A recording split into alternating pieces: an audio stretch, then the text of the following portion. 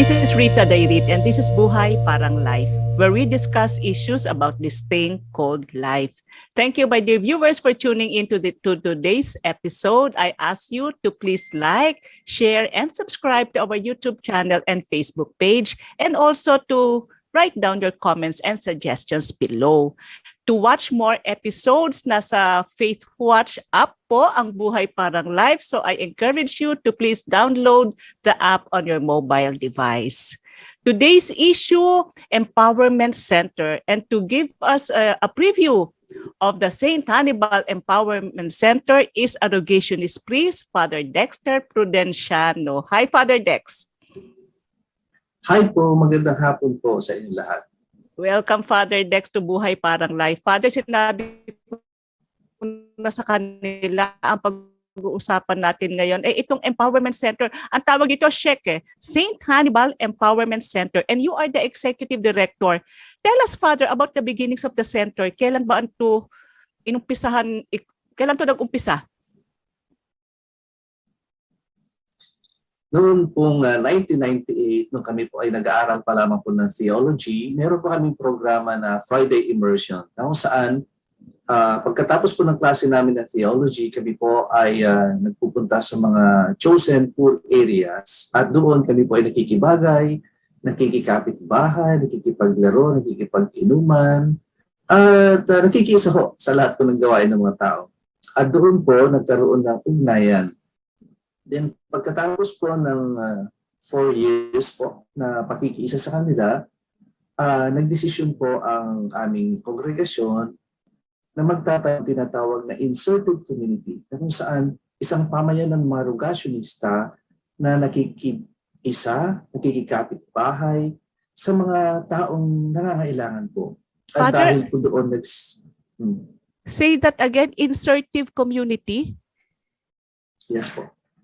Inserted community. You are inserted in the community. Kumbaga, doon kayo natutulog, doon kayo tumira? Opo. Doon po kami natutulog, doon kami tumira 24 hours a day. Tapos, doon na talaga po, kung sila ay nababaha, kami din po ay nababaha. Kung sila po ay nasusunugan, kami din po ay nasasama doon sa sakuna.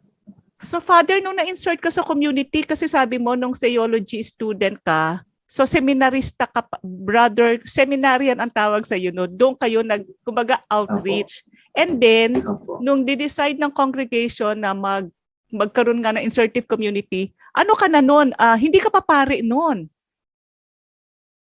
Nung ako po ay na-ordain bilang isang pare, pinagpatuloy ko po yung aking kaaral ng social work.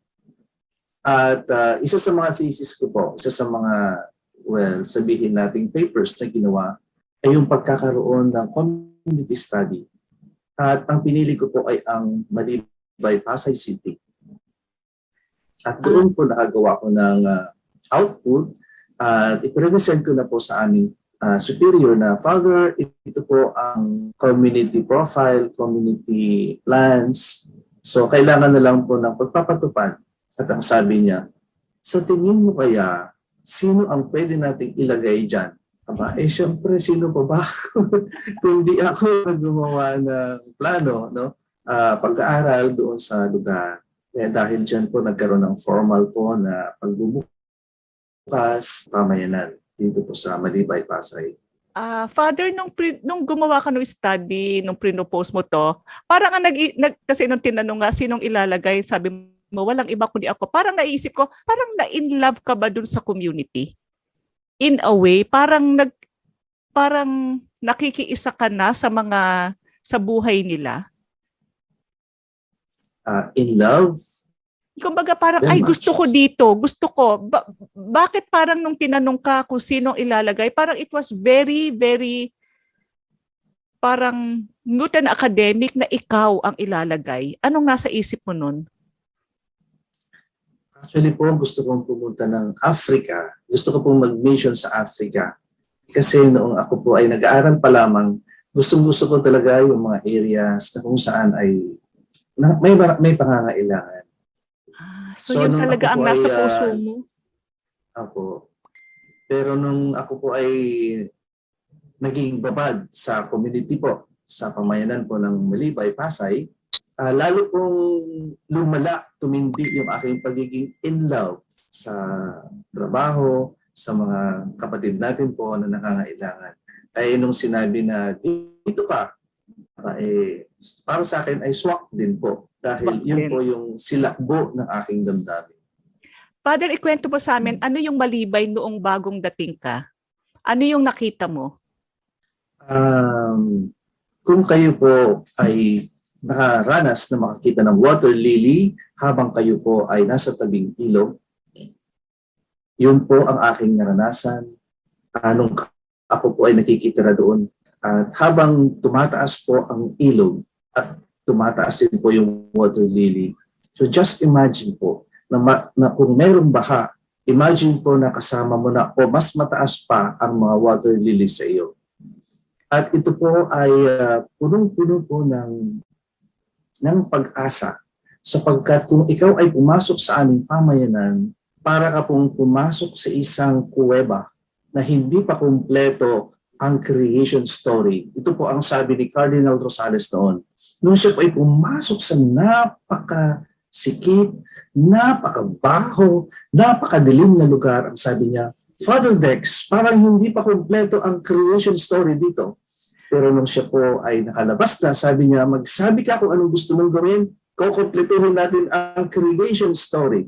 Kaya po dahil doon, nagkaroon po ng 294 housing projects po para sa mga walang bahay. Ang ganda nung sinabi mo, Father. Yung makakita ka ng ganong lugar tapos sasabihin mo punong-puno ng pag-asa, napakagandang way of thinking. Kasi po 'di ba sa ating mga ibang kababayan o kahit basta sa mga taong nasa middle class, pag nakakita ng ganong lugar na parang nakababad yung paa, mahirap na mahirap, ang iniisip nila is walang pag-asa. Pero nakita mo yung pag-asa, saan nanggagaling yung ganong kagandahang puso na yun?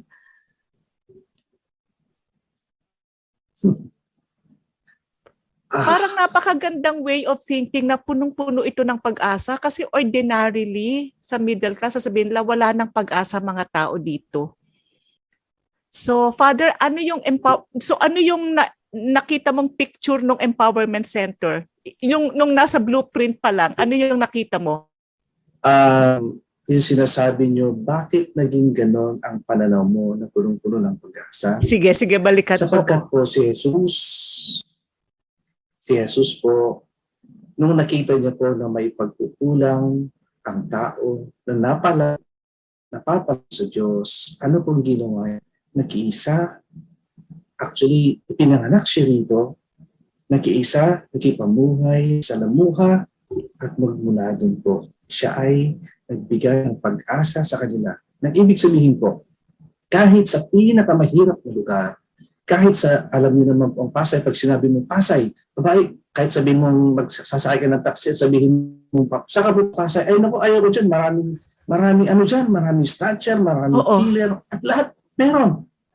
Pero sa loob ng pamayanan na yan, ay napakaraming mababait na tao na sa kanilang kagandahang loob, pwede silang magbigay ng values na hindi ko natin nakikita sa paaralan, na hindi ko natin napapag-aralan kung saan-saan. At sapagkat sa kanilang simpleng pamumuhay ay naroon po ang value na may pag-asa po ang buhay hanggat kasama natin si Jesus. Yan po ang naging dahilan kung bakit masasabi ko na punong-puno po ng pag-asa ang lugar. How beautiful. Pero Father, I can imagine, nung bagong dating kayo doon, hindi pa nila masyadong nagsisimba ba sila? Kamusta po sila nung seminarista ka pa lang? Kamusta? Ano ang nakita mo? Kasi you're talking values na, about God. Noon po bang pagdating nyo doon, nakita nyo na kilala naman nila ang Diyos na sila ay nagsisimba? O is that only a small portion of the community? Mas marami yung hindi nagsisimba kahit linggo? No, kami po, isa sa mga layunin po namin kung bakit po kami nakitira doon nung seminarista pa lang at nung nagsisimula po kami ay hindi mo maghanap ng mga makasalanan. Hindi mo maghanap, sino bang mortal at venial sins dyan? Si Jesus po, nung siya po ay nakikisalamuha, nung nakita niya ko na maraming masakit, nagpagaling siya. Nung nakita ko siya na maraming nagugutom, pinakain niya. Nung nakita ko niya na maraming inaalipusta, nakiisa siya. So sa madaling sabi ko, sa simpleng pamamaraan ng pakikipamuhay sa kanila, ay hinanap namin ang mga tao, hindi ang mga makasalanan. Nag-ibig sabihin, hinanap namin ang mga may hangad sa buhay na magbago. At doon po nagmula yung tinatawag nating Empowerment Center, na kung saan ang pagpapalakas sa kanila ay nagsisimula sa mga taong may hangad na pagbabago sa kanilang buhay. At doon po kami nakiisa, nakisama hanggang sa dumating kami sa pagkakataon kung saan naroting. So Father, yun nga, nung balik tayo doon sa isa kong question, nung pinopose nyo yung Empowerment Center, ano yung nasa mind mo? Anong itsura? Ano ang meron? Ano yung mga features ng center?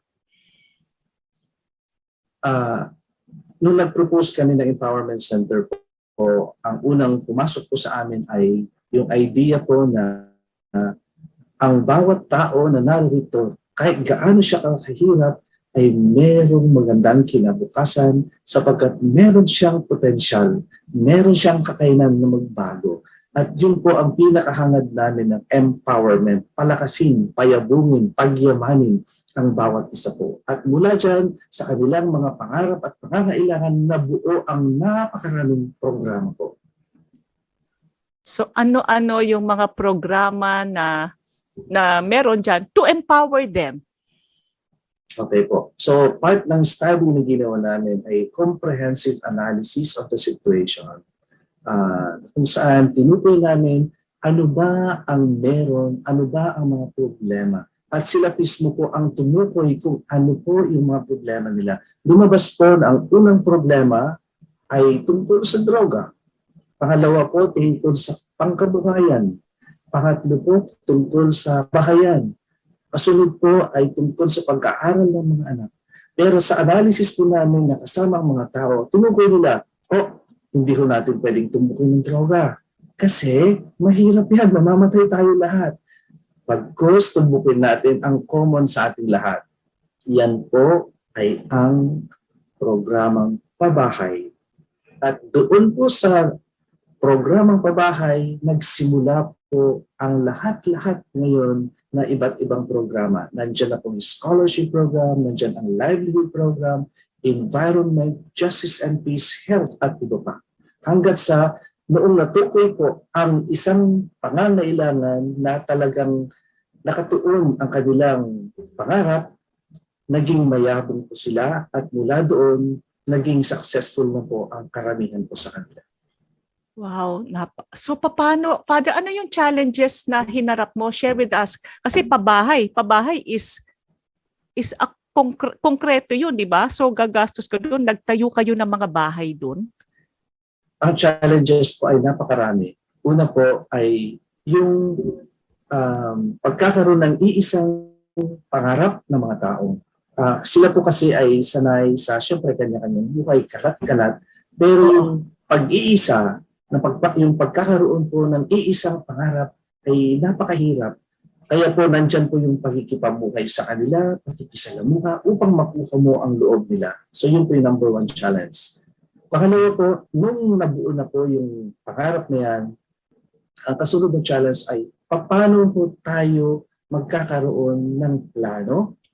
Kasi pangarap, ang kasunod mo ay plano. So nagkaroon ng maraming pag-aaral, technical, financial, political, at iba pa ho. Okay. So pagdating po sa financial, inaral po namin kung ano-ano po ang mga ahensya ng pamahalaan at simbahan na po pwedeng makatulong kasama po ang private sector. At nakita po namin na napakaraming pagkakataon na kung saan pwedeng tumulong ang simbahan, ang pamahalaan, ang pribadong sektor. Ang kasunod na challenge po ay syempre po yung mga tao na naroon mismo. Habang sabihin po natin na out of 100%, okay na po kung merong 10% na talagang solido o pulido na nakikiisa. Ganun po talaga iba nung panahon ni Jesus. Sabi nga niya, yung 10 na pinagaling niya, isa lang pong bumalik. That's 1%. Ganun din po dito. Hindi po lahat ay nakikiisa. Pero kahit kakaunti po ay sila po ang nagtagumpay. At sa kanilang pagtatagumpay ay marami din pong nahikayat. So sabi mo, Father, so 294 houses ba yun? Yes po. Sa isang subdivision po. O isa pa lang yun. Bakit meron pa po bang ibang subdivisions? Meron po, nakagawa kami ng 3. Ang una po ay ang St. Hannibal Subdivision Phase 1. Binubuo ito ng 120 families. So, sa Malibay po, din yan, Father? Sa Pasay din? Sa Malibay po, sa may tramo, doon po sa tabing ilog. Napakalaki pala nung lugar na yun. Malaki po. So yun po yung una, yung first housing project natin. Ang pangalawa po ay yung St. Hannibal Subdivision Phase 2. Ito naman po ay binubuo ng 294 housing units, 294 families. At ang latest po ay yung Phase 17. Binubuo ito ng 65 families. At sila po lahat ay galing po sa tabing ilog, galing po sa mga lugar na masasabing mapanganib. So Father, ano yung mga experiences mo as a priest na as an executive director of this empowerment center? Pag tinanong ka, anong mga experiences mo diyan? Anong top of mind mong masasagot? Ang karanasan po ay ang kabutihan ng Diyos. Ito po yung unang-unang masasabi ko po. Sapagkat sa kabila ng kadiliman yung pagpasok sa mga kuweba, pagpasok sa mga tunnels dito po sa Malibay, at saka sa Baseco, Tondo, Manila, ay mayroong pag-asa. At ang pag-asa na yan po ay hindi pwedeng isakatuparan ng iisang tao. Yan po ay pwedeng isakatuparan ng iba't ibang sektor, iba't ibang mga pamayanan na nagkakaisa upang sama-samang itaguyod ang isang pamayanang mahihirap. So Father, ngayon dyan ka pa rin nakatira?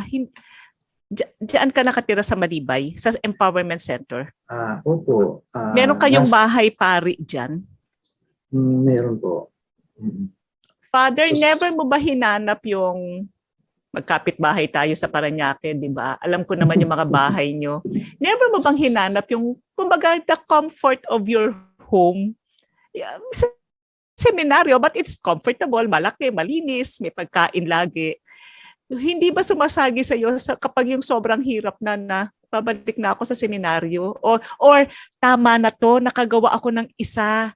Kasi ang naririnig ko sa iyo, parang nag-expand ka eh. Parang maraming villages eh, maraming subdivision. Dumating ba sa iyo yung tama na to? Or palitan nyo na ako? Noon po, 2007, kung saan kasagsagan po yung death threat sa akin. Teka, Father, may death threat sa iyo? Do you want to share? Bakit? Saan galing yung ganon? Kasi pari ka eh. Opo. Actually, well, hindi ko na kailangan itatalye, pero ang kasing trabaho po namin ay syempre ho pag-oorganisa ng mga pamayanan at syempre ho di mo maiiwasan ang mga pwedeng masagasaan na may mga personal interest po. So basically doon na po nanggagaling. So noong mga panahon na yun po, binala ko pong bumalik pansamantala para meron lang pagtataguan kasi dyan sa Merville, medyo safe na konti, hindi makakapasa kung sino-sino. May mga moments po na gano'n. Pero most of the times ay pinapangarap ko po lagi na makitira sa mga taong ganito, sa mga taong mababait. Mababait din sila dyan sa Merville. Pero yung mga mas lalong nangangailangan.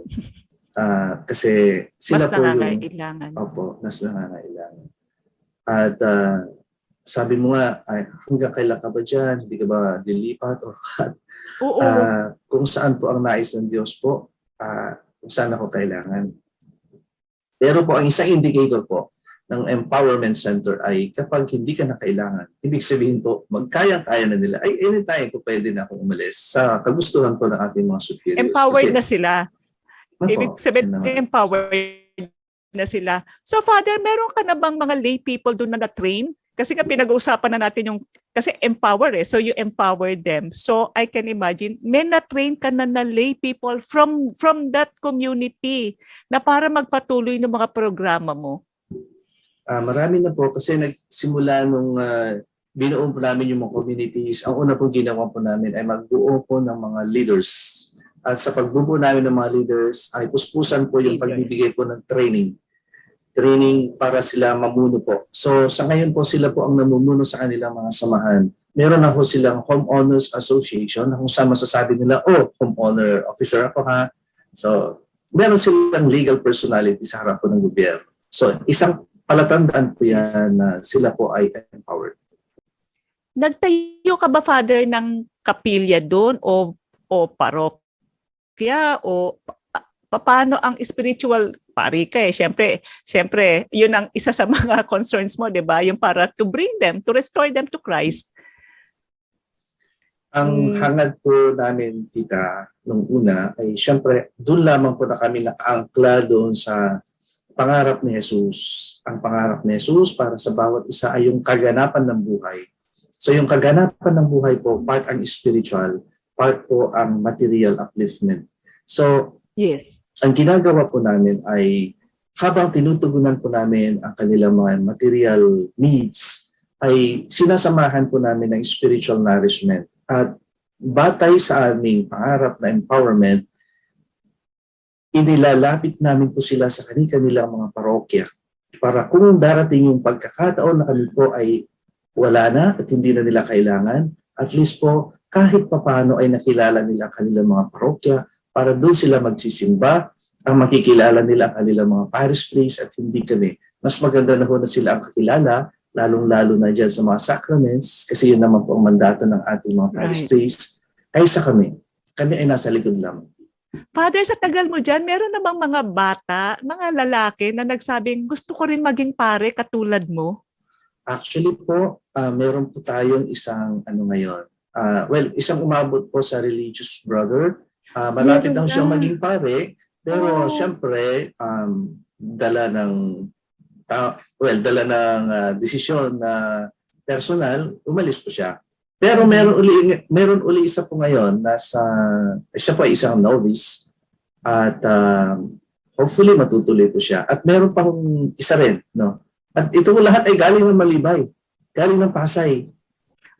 Sa Malibay lahat. Oo. So Father, pagkahalimbawa, ano yung mga top of mind mo rin na ma-share na mga stories ng tao doon na talagang sobrang nagbago, sobrang nag-iba yung buhay dahil sa presence nyo at ng Empowerment Center? Kapag ako po ay dumadalaw sa kanilang mga bagong tahanan ngayon, ang madalas na nasasambit po nila ay, Father, napakabuti ng Diyos. Napakabuti ng Diyos. So Father, kung sa buong Pilipinas maraming lugar na katulad ng Malibay na very poor communities, ano ang message mo sa mga papahalaan or sa private sector? Ano ang gusto mong sabihin sa kanila ngayon coming from your experiences sa Malibay? Napakarami po ang pagkakataon ng gobyerno na po pwedeng tumulong kasi po sa karanasan namin, kung gagawin lang po lahat nila ang kanilang tungkulin at gagamitin po lahat ng kanilang mga resources po, ay alam niyo po kahit hindi na kailangan ng mga pare. Kasi doon pa lamang po sa batas po natin, alam naman po natin na ang ating mga opisyales po ng gobyerno, mula kagawad, kapitan, pataas po hanggang sa pinakamataas po, sila po ang number one na may responsibilidad pagdating ho sa temporal upliftment po ng mga kasamahan po natin. Kung sana po ay meron silang totoong kalooban para sa mga nahihirapan, alam niyo po, hindi ho maghihirap po ang ating bayan. Kung sila po ay may puso para sa mga totoong nangangailangan, hindi ho tayo maghihirap.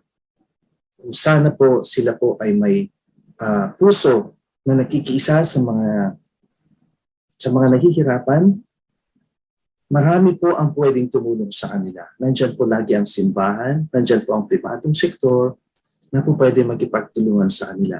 So para sa akin po, nasa totoong marangal na intensyon, nasa totoong pusong mapagkalinga ang susi ng development kung tawagin para sa mga tao. Nasa marangal na intensyon. Final words, Father, for all those na nasa mga community ngayon or yung mga may kakayahan tumulong sa mga ganyang klaseng community. Pinagpapala po tayo ng Diyos. Ang pagpapala ng Diyos po ay ginagamit o dapat nating gamitin hindi lamang po para sa ating mga sarili, kundi para magkaroon tayo ng buhay na walang hanggan. Yan po ay pinagkaloob ng Diyos bilang biyaya para sa ganun, mayroon tayong susi sa buhay na walang hanggan. Ang susi ay pananampalataya sa Diyos at kawang gawa mula sa puso. Thank you, Father Dexter, for gracing our show. Maraming salamat po sa mga nanood ng episode na to. Tandaan po natin ang pananampalataya sa Diyos at ang pagtulong sa kapwa ay susi sa buhay na walang hanggan. Maraming salamat po. This is Rita Day reminding you today, haba-habaan po ang pasensya sapagkat ang buhay parang life.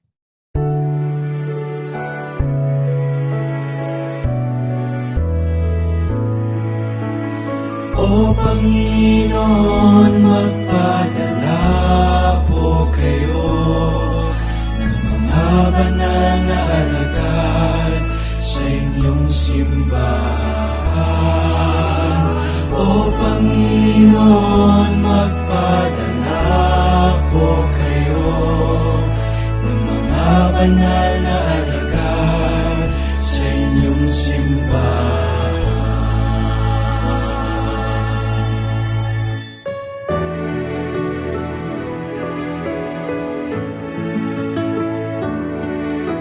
Pag-abayang pagsama-sama sa tuloy-tuloy na pagbuhos,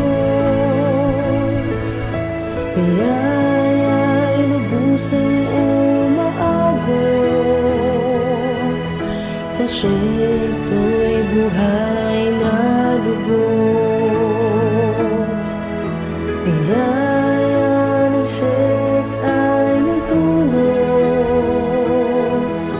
Pag-asa sa mga kapos, pagbahay ay naging hamon, higit pa riyang naisulong. San Antonio, sananibay, kayo'y tulay daang tunay. Ipagdasal niyo kaming tanan sa banal na puso ni Jesus. San Antonio, sananibay, kayo'y tulay daang tunay. Ipagdasal niyo kaming tanan sa banal na puso ni Jesus, lalo na aming tagapagkiling.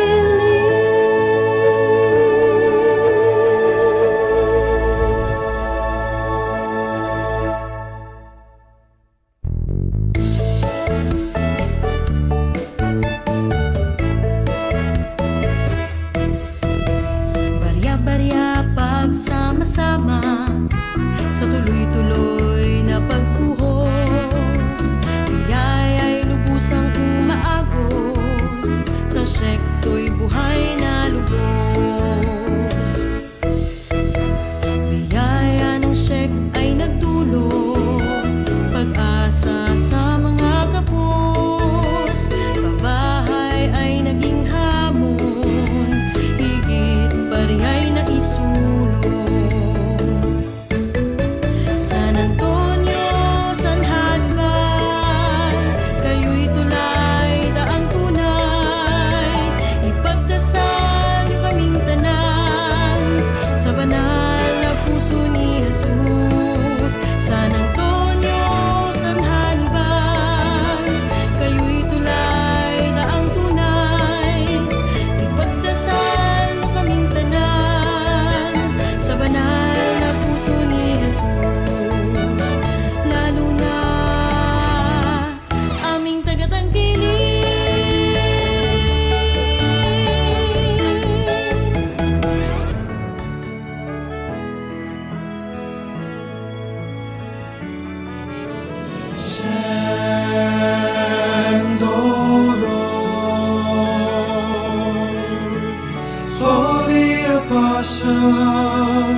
into your church.